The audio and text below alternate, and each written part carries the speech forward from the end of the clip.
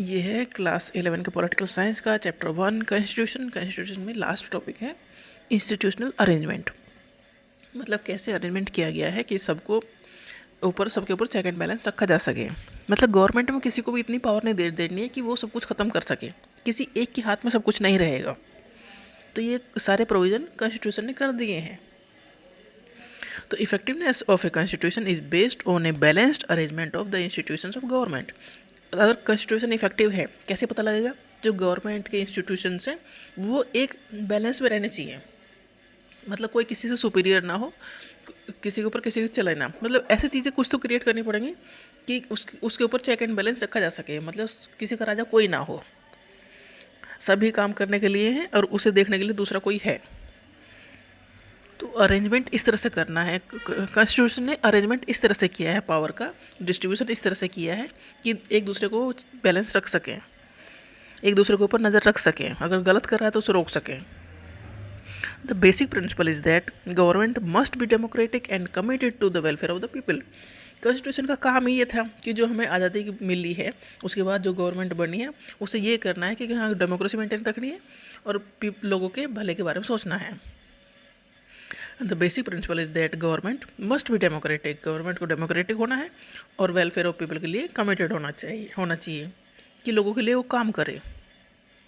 The constituent assembly spent a lot of time on evolving the right balance among the various institutions, जैसे कि executive, legislature and judiciary. Constitution ने एक proper way में balance किया है power को executive, legislature and judiciary में। Executive जो वो सारे काम करते हैं, मतलब इम्प्लीमेंट करते हैं। लेजिस्लेचर मतलब जो पार्लियामेंट में बैठे हैं जैसे कि, और स्टेट लेजिस्लेचर असेंबली में बैठे होते हैं। और जुडिशियरी जो इन दोनों के ऊपर चेक एंड बैलेंस रखेगा, supreme court, high court. Legislature वो लॉ बनाएंगे, एग्जीक्यूटिव ने लागू करवाएंगे। लेजिस्लेचर जैसे मंत्री हैं, गवर्नमेंट है, वो लॉ बना रही है, एग्जीक्यूटिव ने देख रहे हैं कि ठीक चल रहा है कि नहीं चल रहा है। जुडिशरी इन दोनों के ऊपर नज़र रखी हुई है और इन दो जुडिशरी के ऊपर भी ये नज़र रखते हैं।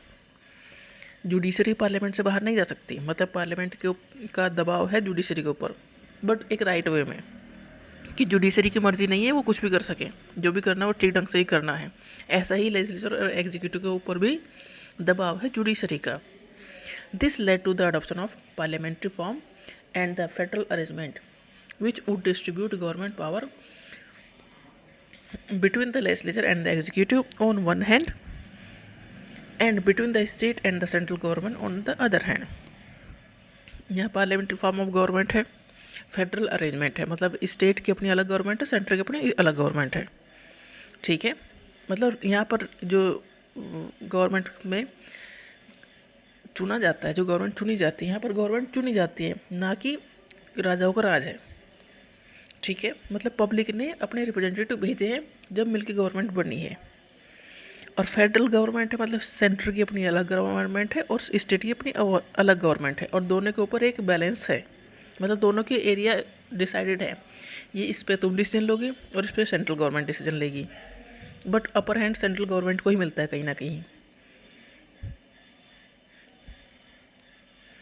Each provision of the Constitution had to be defended on ground that it was suited to Indian problem and aspiration।